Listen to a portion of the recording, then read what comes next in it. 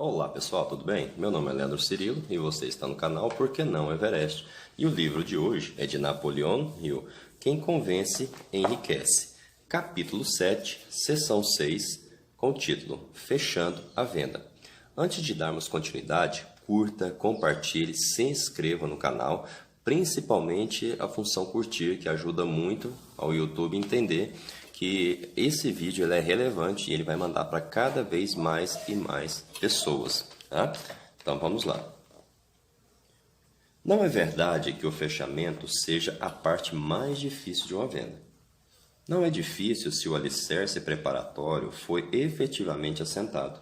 De fato, quando a venda foi bem planejada e executada, o clímax da transação torna-se um mero detalhe.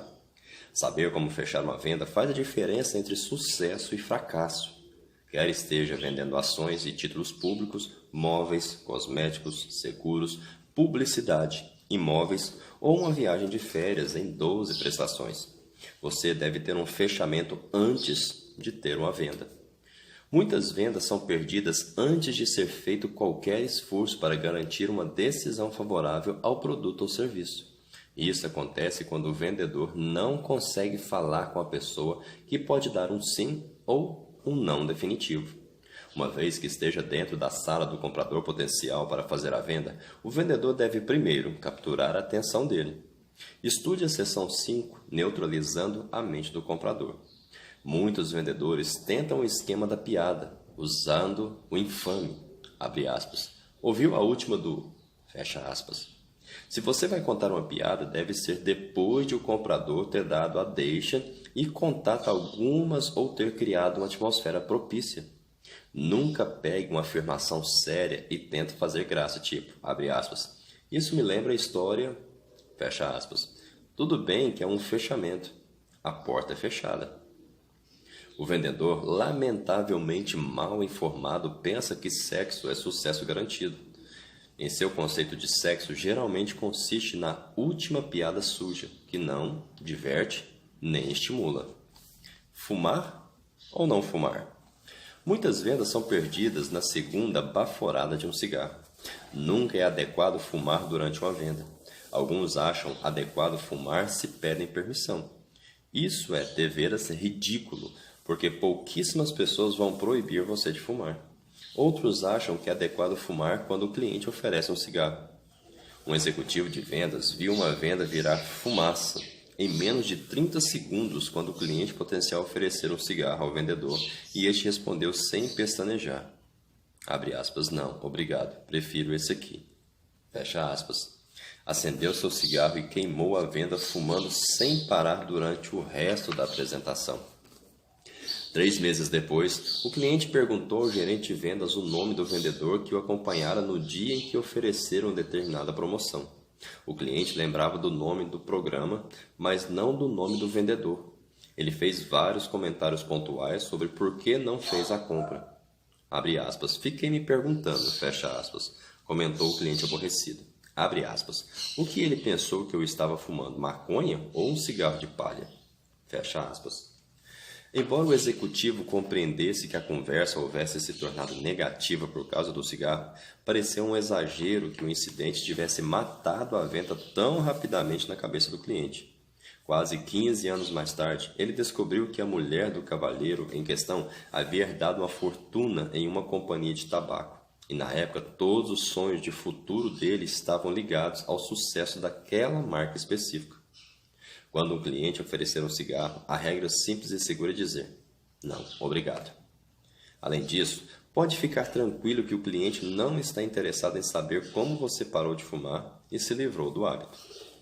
O jeito simples e direto. O que o cliente quer ouvir? Muito simples. O que você pode fazer por ele. Clara e concisamente, diga por que você está ali e o que sabe sobre o produto que está vendendo. Assinale os benefícios, enumere as vantagens, utilidades, qualidades e o valor do produto. Depois de, primeiro, ser recebido pela pessoa que tem o poder de dizer sim ou não e, segundo, informar o que você tem a oferecer e por que ela necessita do produto. Você está pronto para passar à última etapa do fechamento.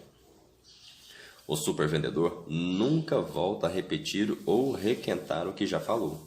Um vendedor que não sabe fechar se vê preso em um carrossel verbal que não para. Existem muitos fechamentos recomendados e aprovados por organizações de vendas no país inteiro.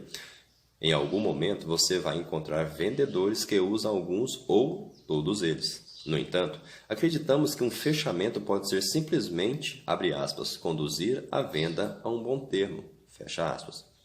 Utilizar uma abordagem honesta e sincera para garantir uma decisão positiva mostrou-se a mais bem-sucedida forma de fechamento.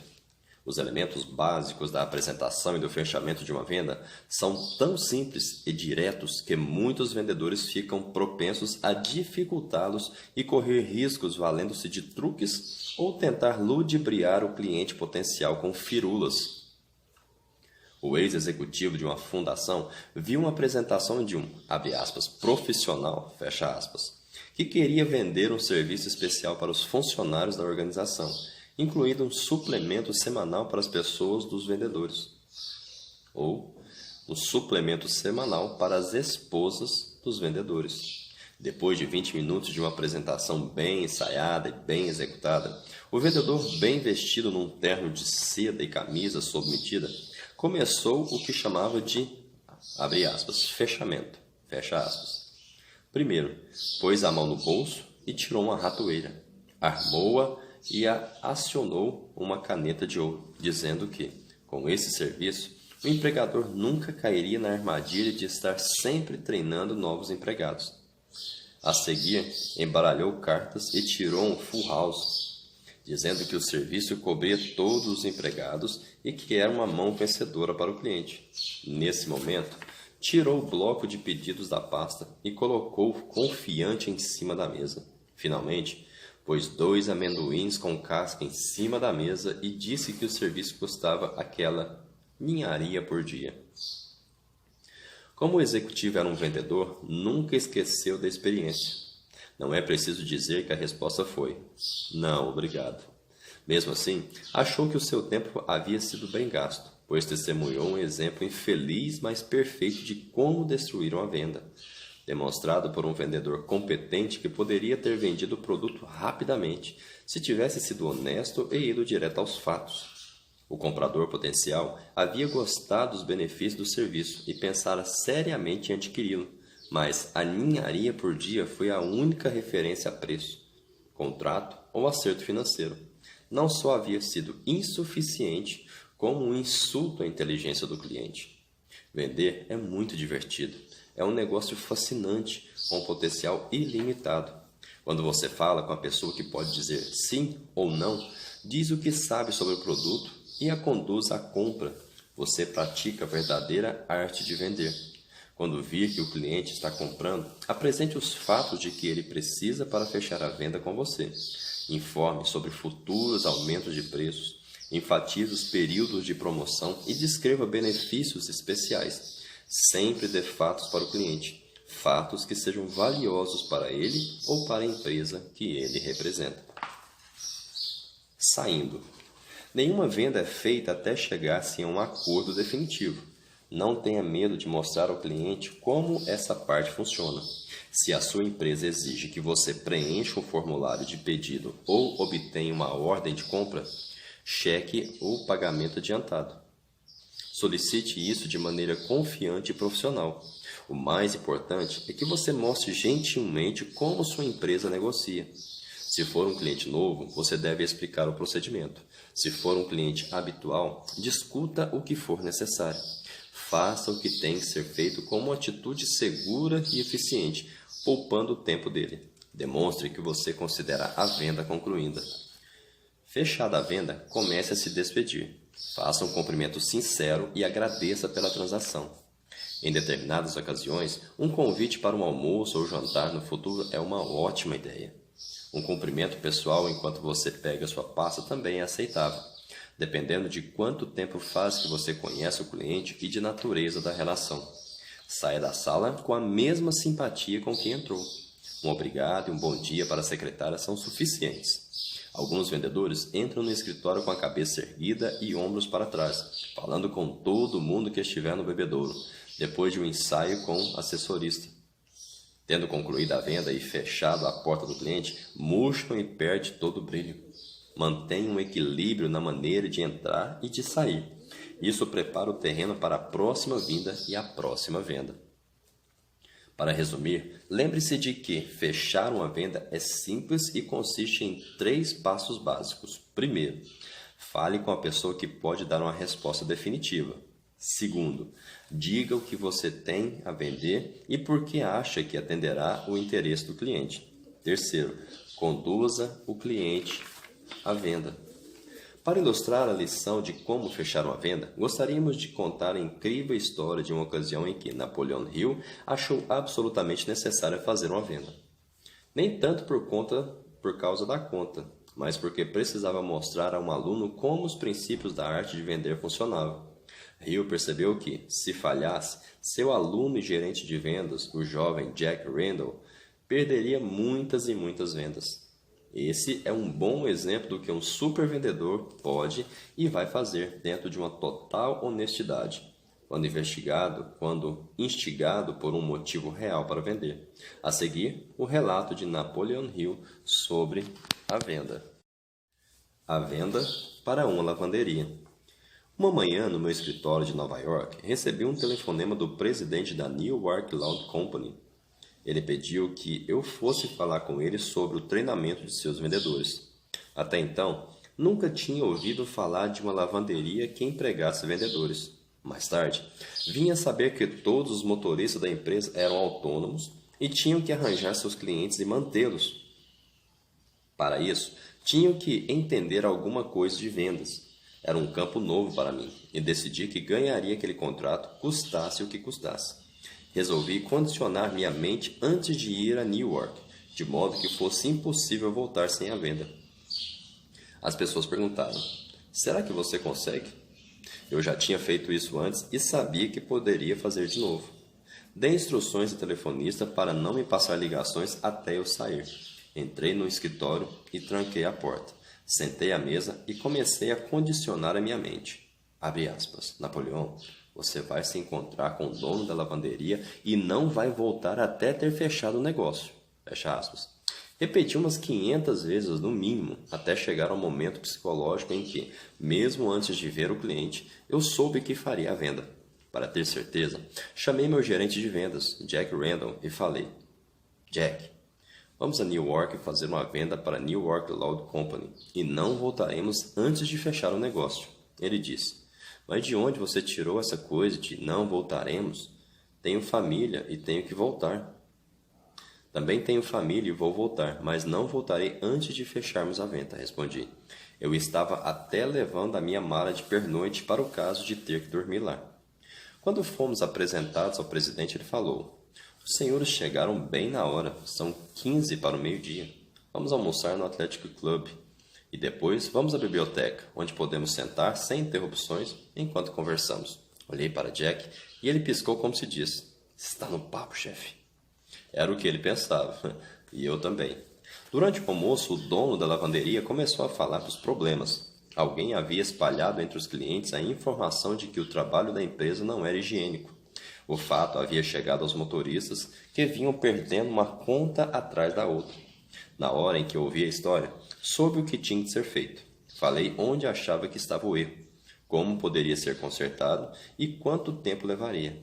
Durante todo o tempo em que eu falava, podia ver pela expressão do homem que ele estava concordando. Qualquer supervendedor sabe que tem que observar o comportamento do cliente para saber se a apresentação está funcionando ou não. E mais uma vez quero lembrar de você a dica. Vou abrir um parênteses aqui. Leia o livro O Corpo Fala. Fecha parênteses. A expressão do homem mostrava que ele estava recebendo a minha proposta e eu sabia que faria a venda.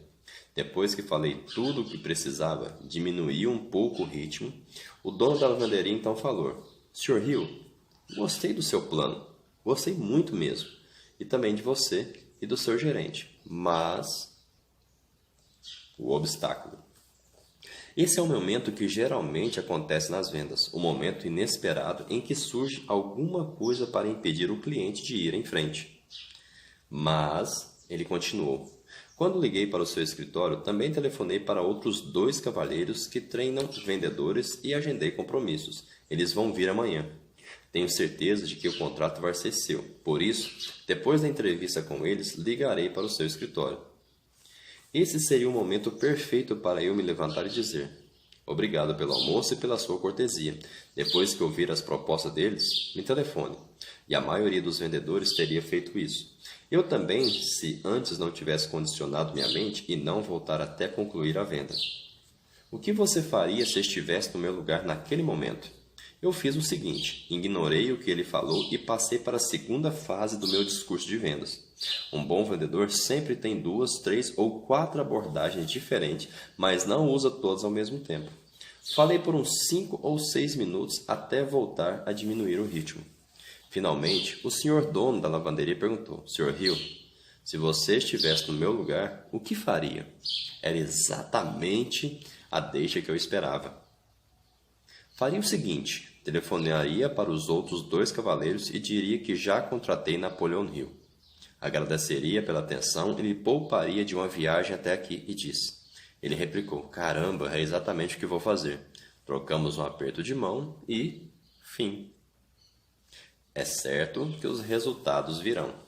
Indústrias e instituições financeiras bem-sucedidas são administradas por líderes que, consciente ou inconscientemente, aplicam os princípios descritos deste manual. Você pode se tornar um líder em qualquer atividade utilizando os mesmos princípios, cercando de mentes que possam ser aliadas em espírito de cooperação.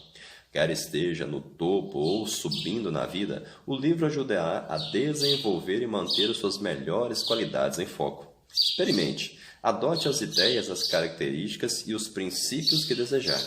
Tudo isso foi testado. Sabemos o quanto o material dessas páginas é prático e coerente. Vai trazer sucesso nos negócios, riqueza financeira e paz mental. Aqueles que desejam projetar e aplicar o que está aqui. O superpoder da persuasão vai ajudá-la a procurar as melhores qualidades e membros de sua equipe e parceiros de negócio e servirá como um espelho ou refletor de autoanálise. Já dizia Will Rogers, todo ser humano tem pelo menos uma boa qualidade. Ele disse que procurava essa qualidade quando conhecia uma pessoa e tentava elogiá-la por isso. Certa vez, um dos aprendizes de Napoleon Hill disse de um cliente que lhe devia muito dinheiro: vou personificar o melhor dele e com isso meu caráter vai melhorar. A essa altura, segundo Hill, o pupilo tinha aprendido o verdadeiro significado do princípio de que toda adversidade traz em si a semente de um benefício equivalente ou maior. Embora não estivesse satisfeito com a atitude do cliente e a lentidão do pagamento, o aluno prestou um serviço muito bom para os outros clientes e aumentou seus negócios, enquanto lidava com uma situação das mais desagradáveis. Dessa maneira, conseguiu aproveitar ao máximo essa experiência ao longo de muitos anos, na linha de frente com o vendedor e combiná-los com os frutos da experiência de vida de Napoleon Hill como professor de vendedores. Na última seção desse livro, você aprenderá meios específicos de obter poder produtivo. Vai conhecer um homem que nunca viola os direitos dos outros e mesmo assim construiu uma fortuna pessoal e mantém a felicidade e a paz mental seguindo os princípios delineados neste livro. Vai conhecer sua origem humilde, saber como ele encontrou essa filosofia num orfanato e começou a aplicá-la com grande sucesso desde muito jovem. Vai entender por que a pessoa excepcional foi escolhida pela Fundação Napoleon Hill para ser incluída em Quem Convence Enriquece. Depois de estudar os próximos capítulos, sobre poder, você estará pronto para conhecer Delford Smith, de Evergreen International Aviation Inc., de McVille, Oregon. Não pule os capítulos sobre poder. Eles são necessários para ajudá-lo a receber todos os benefícios dessa história impressionante. E aqui finalizamos essa sessão do capítulo 7. E o próximo agora é capítulo 8, Dominando o Poder da Mente. Um grande abraço e fique com Deus.